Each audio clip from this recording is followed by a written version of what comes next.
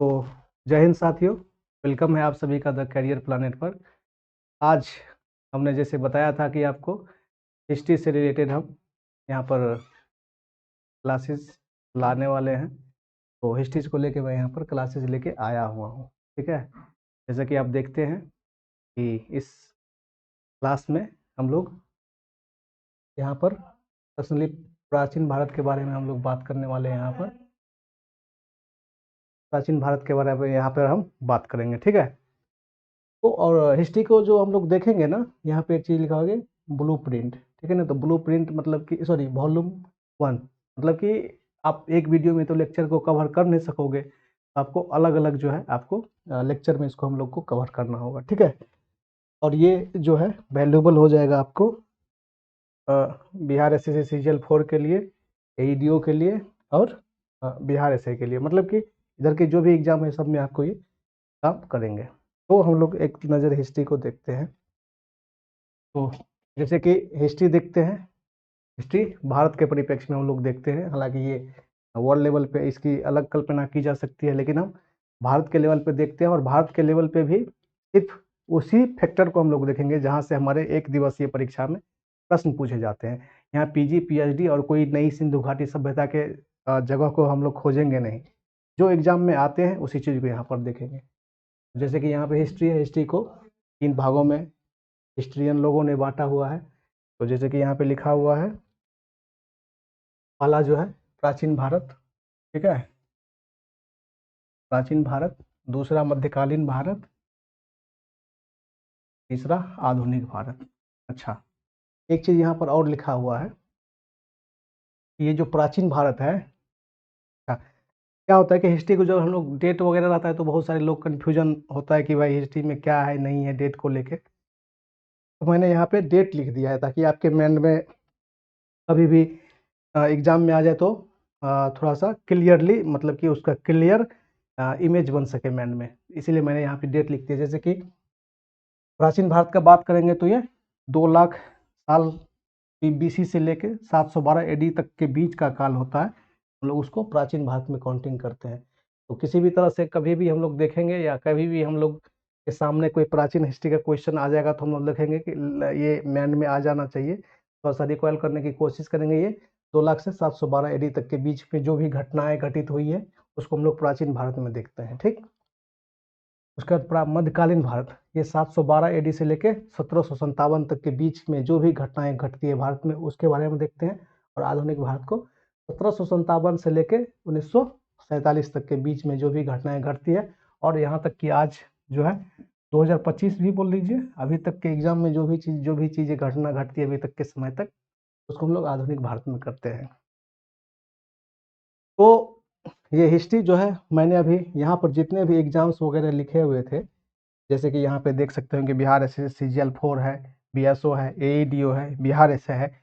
ये किसी भी एग्जाम में, ये जितने भी कोई भी एग्जाम है, आखिर ये जो 3 सेक्शन है, तीनों सेक्शन में कौन ज़्यादा महत्वपूर्ण है, कहाँ हमें फोकस करनी चाहिए, वो मजबूत सेक्शन कौन है जहाँ पे हमें प्रहार करना चाहिए, जहाँ से क्वेश्चंस आते हैं, उस क्वेश्चंस को यदि बात करेंगे तो किसी भी एग्जाम में देखेंगे तो हिस्ट्री का 70% क्वेश्चन जो है ना, हिस्ट्री का जितना भी क्वेश्चन उसका 70% क्वेश्चन भारत के किसी भी एग्जाम में यहाँ से आधुनिक भारत से पूछता है। 70% क्वेश्चन। ठीक, 20% क्वेश्चन जो है 20% क्वेश्चन जो है यहाँ से पूछता है प्राचीन भारत से। बाद बाकी जो 10% क्वेश्चन होता है यहाँ से पूछता है।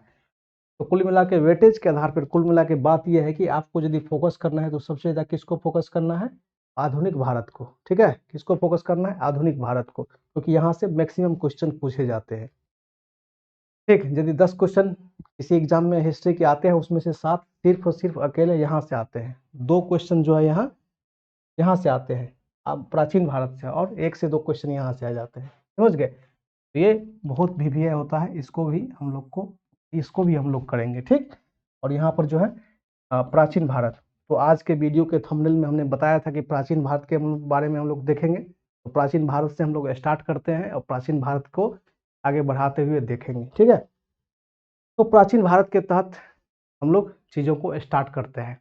देखिए, प्राचीन भारत के बारे में जो चीज़ें किताबें में लिखी हुई है, यदि उतना तह तक जाएंगे तो आप उसको खोजते रहेंगे, क्योंकि आज तक इतिहासकारों में ही मतभेद रहा है कि इस चीज़ को यहाँ से लिया जाए, इस चीज़ को यहाँ से लिया जाए, इस चीज़ को यहाँ से लिया जाए, उतना आपको नहीं है। आप यदि किसी भी एग्जाम को दिए होंगे अभी अपने लाइफ में, तो कहीं नहीं देखे होंगे कि भाई ये बताओ कि इसका कार्यकाल कब से कब है। जैसे कि कोई भी है, मान के चलिए आप बताएंगे कि पाषाण काल का एज कब से कब तक है, ऐसा क्वेश्चन नहीं पूछा जाता। क्यों? क्योंकि एग्जामिनर को पता है कि ये विवादास्पद टॉपिक है, यहाँ से क्वेश्चन पूछना बेवकूफ़ी हो जाएगा, तो वहाँ से क्वेश्चन रहता ही नहीं है। फिर भी एक मोटा मोटी जो है डेट, जो मैक्सिमम मान्य डेट है, वो डेट मैंने यहाँ पर लिखे हुए हैं। तो हम यहाँ पर प्राचीन भारत देख रहे हैं। प्राचीन भारत जो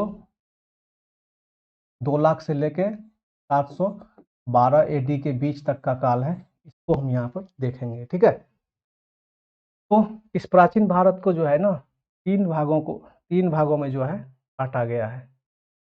और ये तो हिस्ट्री ही हो गया, हिस्ट्री को ही बांटा गया है। ठीक है, हिस्ट्री को ही 3 भागों में बांटा गया है। सॉरी, ये प्राचीन भारत नहीं है, हिस्ट्री को ही 3 भागों में बांटा गया है। क्या है कि प्रागैतिहासिक काल, ऐतिहासिक काल और आध्यैतिहासिक काल। ठीक है, तो प्रागैतिहासिक में क्या होता है, प्रागैतिहासिक काल में क्या होता है, ये 2 लाख से लेके 2 लाख, सॉरी 20 लाख से 2 लाख से लेके 4000 इसी तक जो है इसका काल होता है प्रागैतिहासिक काल का। हालांकि ये डेट कहीं पूछे नहीं जाएंगे। इस डेट में आपको पढ़ना क्या है ये भी मैं बता देता हूँ। अच्छा, इस प्रागैतिहासिक काल किसको बोलते हैं? वैसा काल जिसमें कोई लिखित साक्ष्य नहीं होता है, कोई किसी तरह का कोई नहीं, आदमी जो है जीव जंतु पे निर्भर रहता है, या चाहे जंगल में फल वगैरह चुन के खाता है, उसका कोई एकदम निश्चित ठिकाना नहीं है रहने का। उस काल को हम लोग क्या बोलते हैं? प्रागैतिहासिक काल। ठीक है, उसके बाद आध्यैतिहासिक काल क्या बोलते हैं कि जब आदमी थोड़ा आदमी में समझदारी बढ़ी है, किसी जगह रखा है, उन्होंने लिखना पढ़ना चालू किया है, लेकिन जहाँ जो भी चीज़ लिखी हुई है उसको आदमी अभी तक पढ़ नहीं पाया है, मतलब कि वो आधा रह चुका है, लिखा हुआ तो है, उसको पढ़ नहीं पाया, उसको ऐतिहासिक काल कहते हैं। और ऐतिहासिक काल में क्या है कि वैसा इतिहास का वैसा कालखंड जिसमें चीज़ें लिखी हुई है, उसको पढ़ा भी जा रहा है या पढ़ा भी जा चुका है, उसको ऐतिहासिक काल पे है। ठीक है, तो हम लोग प्रागैतिहासिक काल में पढ़ते हैं क्या? पाषाण काल। ठीक है, पाषाण काल जो पत्थर के काल होते हैं, पत्थर, पाषाण मतलब पत्थर के समय में जो होता है उसको प्रागैतिहासिक काल कहते हैं। ये इसको 3 भागों में बांटा गया है, पुरा पाषाण, मध्य पाषाण और नव पाषाण। एग्जाम में यहाँ से क्वेश्चन पूछे जाते हैं। तो क्वेश्चन कैसे पूछे जाते हैं? जगह दे दिया जाता है कि भाई मेहरगढ़ कहाँ से रिलेटेड है, पुरा पाषाण से, मध्य पाषाण से, या चाहे नव पाषाण से। क्योंकि किताब में इसके बारे में जानकारियाँ कम है, और बच्चे को शब्द जो है ना, कोई भी शब्द लिखता है, जैसे कि महादाहा पूछ देंगे, हम ये लिख देंगे महादाहा, या चाहे नाहरगढ़ लिख देंगे, या चाहे बुर्ज हम लिख देंगे, या चाहे भीमबेटका लिख देंगे, तो उसको सबको आदमी के मन में बैठ गया है कि सब ये पाषाण काल में है। लेकिन कभी कभार एग्जाम में जब आ जाता है पूरा पाषाण, मध्य पाषाण, वहाँ पे डिफ्यूजन क्रिएट होता है। ठीक है, तो ये जो पूरा पाषाण है इसका एज देखिए 2 लाख से 20 लाख से लेके 20 लाख से लेके 12,000 तक, मध्य पाषाण काल का 12,000 से लेके 10,000 तक, नव पाषाण का 10,000 से लेके 4,000 तक। ठीक है, तो ये था नव पाषाण काल का। और आध्यैतिहासिक काल में देखिए 10,000 से 4,000 तक यहाँ था, और 4,000 समझिए 4,000 से लेके 600 BC पूर्व तक जो है यहाँ, इसको जो है आध्यैतिहासिक काल को 2 भागों में बांटा गया है। आप लोगों ने पढ़ा होगा सिंधु घाटी का सभ्यता और एक वैदिक सभ्यता। ठीक है, उसके दोनों नीचे का डेट भी लिखा हुआ है, जैसे कि सिंधु घाटी सभ्यता का जो सबसे मान्य तिथि है वो 3300 BC से लेके 1500 BC के बीच में, ये आपका NCERT का डाटा है। ठीक है, और वैदिक काल को भी 2 भागों में बांटा गया है, उत्तर वैदिक काल और ऋग्वैदिक काल। ठीक है, ऋग्वैदिक काल 1500 से 1000 के बीच में, और वैदिक काल जो है 1000 से लेके 600 के बीच में। उसके बाद ऐतिहासिक काल में हम आते हैं। हम चूंकि पाषाण काल का यहाँ पे पहले से लिख चुके थे, तो पाषाण काल में फिर जब आप ये 600 BC हो जाता है, 600 BC तक हम उत्तर वैदिक काल के बाद फिर महाजनपद देखते हैं, बौद्ध देखते हैं, मगध देखते हैं, जय, उसके बाद मौर्य देखते हैं, शुंग देखते हैं, गुप्त देखते हैं। मतलब ये सब देखने के बाद फिर आगे बढ़ते हैं, फिर जो है 712 आ जाता है। फिर क्या होता है कि महाजनपद हम लोग देख लेते हैं पाषाण काल में। महाजनपद के बाद जो है, महाजनपद के बाद क्या होता है कि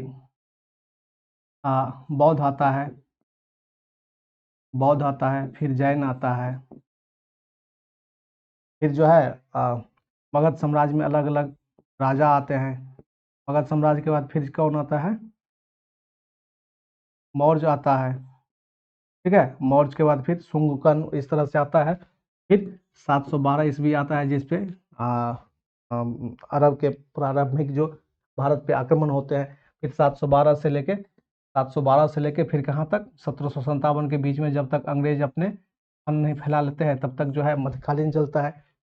और फिर 1757 से लेके 1947 तक जो है ये हमारा आधुनिक भारत चलता है। इस प्रकार से हम लोग पढ़ेंगे, ठीक है। तो ये आज इतना ही रहने देते हैं, और हम लोगों ने देखा एक छोटी सी जानकारी, और इसी हिसाब से हम लोग क्या करेंगे, कल से रेगुलर जो है हिस्ट्री बेसिस पे सवाल करेंगे। सबसे पहले थोड़ा सा थ्योरी कर लेंगे, उसके बाद जो PYQ होता है उसको करेंगे, ठीक है। और रेगुलर इस हिसाब से हम इसको चलने देते रहेंगे, ठीक है। ओके।